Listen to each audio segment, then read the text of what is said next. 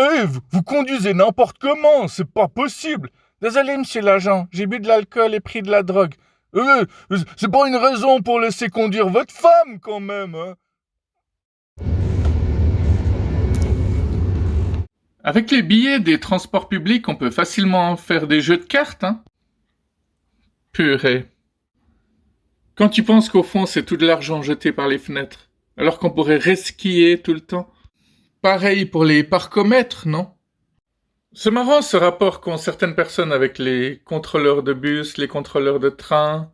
Il y a des trucs qui marchaient à une époque. Je connaissais des types qui, chaque fois qu'ils prenaient le train sans billet, ils passaient tout le voyage dans les toilettes. Et il y a 25 ans en arrière, aussi dingue que ça puisse paraître, ça marchait ce genre de truc. Maintenant, les contrôleurs, ils ont compris, quoi. Ils attendent devant les toilettes.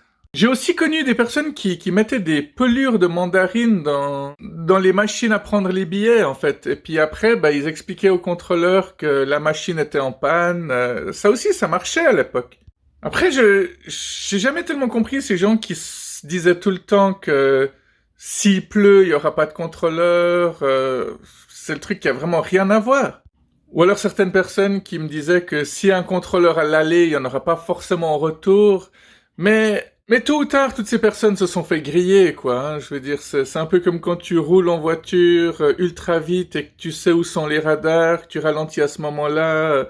Tu peux pas jouer à ce jeu-là toute ta vie. Hein. Surtout qu'on sait très bien que les radars, c'est comme les gremlins, ça se multiplie. Ces indicateurs qui te disent à combien tu roules, je suis sûr qu'ils sont truqués. Chaque fois que je suis à 50, par exemple, et que je regarde l'indicateur, lui, il m'indique que je suis à 52. Donc, soit il y a vraiment un problème avec 2 km/h dans ma voiture, soit c'est une façon de... c'est peut-être une prévention. Peut-être qu'ils essaient de me faire peur avant que je me fasse choper.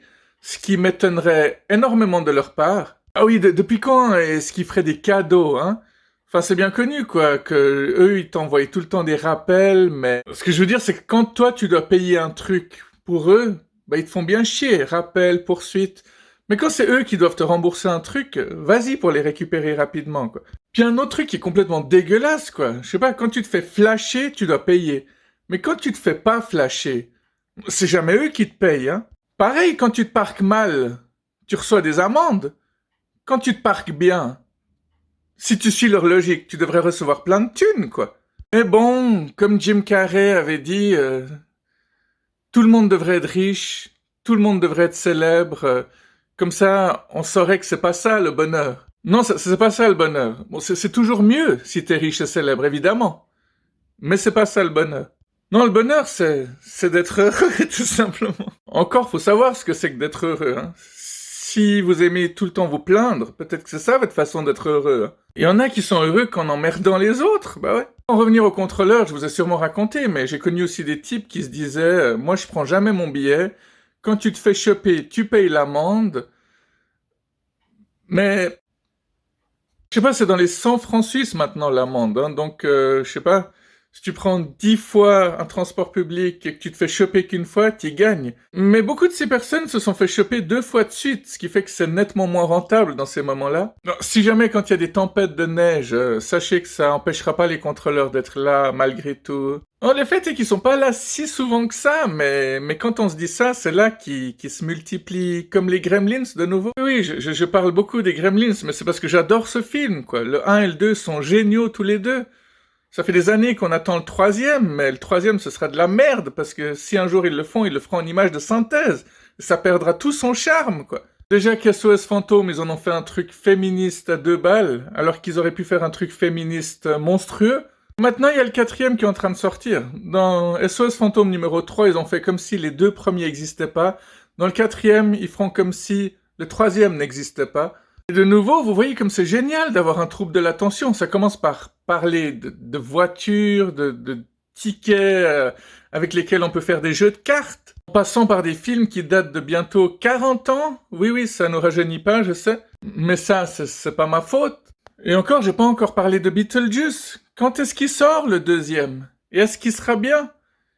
Et est-ce que ça vous fait pas penser à des tickets d'attente? Des tickets de salle d'attente? Mais purée, ça grouille, ça aussi. C'est dingue, c'est comme une invasion d'insectes. À noter que j'ai eu plusieurs fois le 801. Ah, j'ai eu plusieurs fois le 802 aussi. et un petit 806. Et puis j'ai pas eu de... Ah si, le 800. Et je viens de créer un nouveau jeu.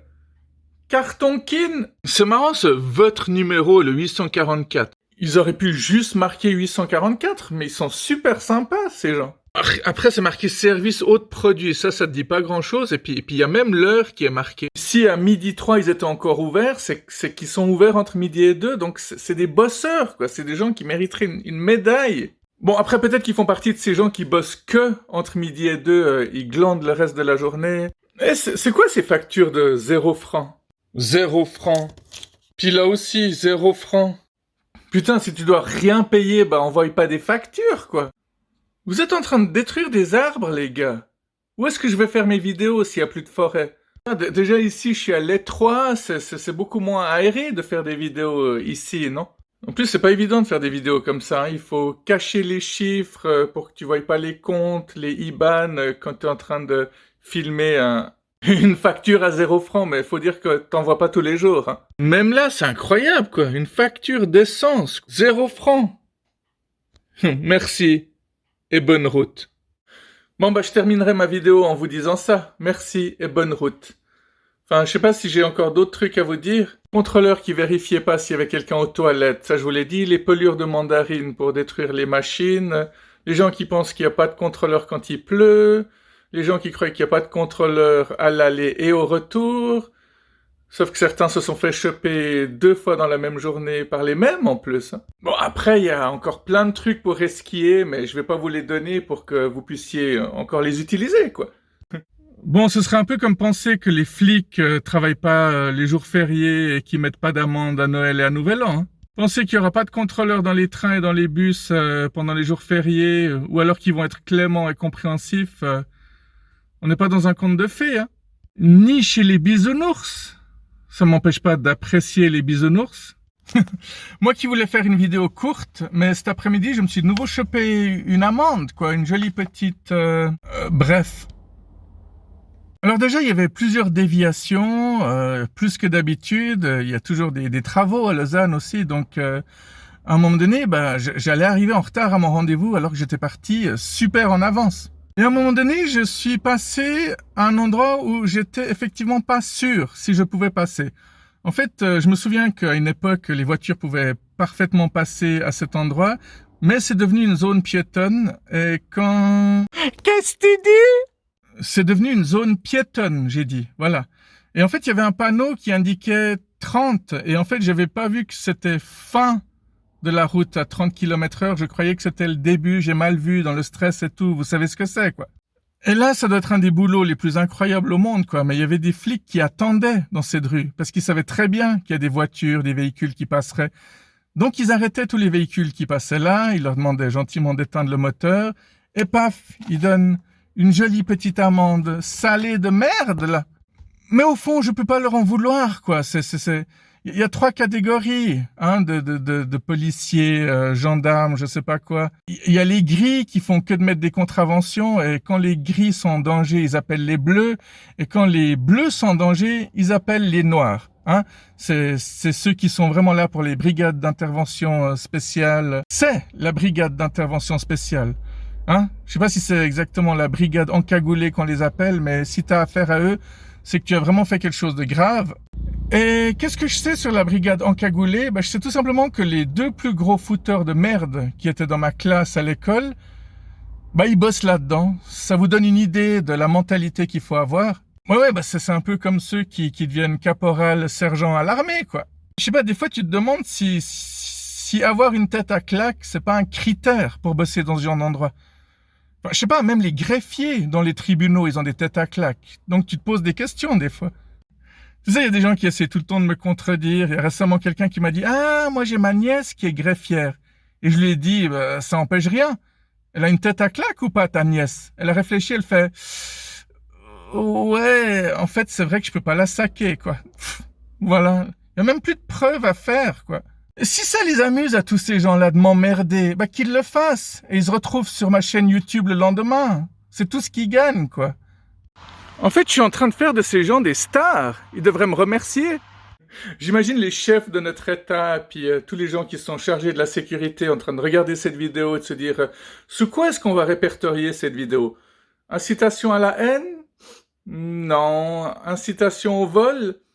Peut-être. Délit de sale gueule? Ouais, clairement. Ça le fait rire en plus. Ouais, clairement. Merci et bonne route. Bon, une fois de plus, je comprends pas pourquoi t'es tout nu.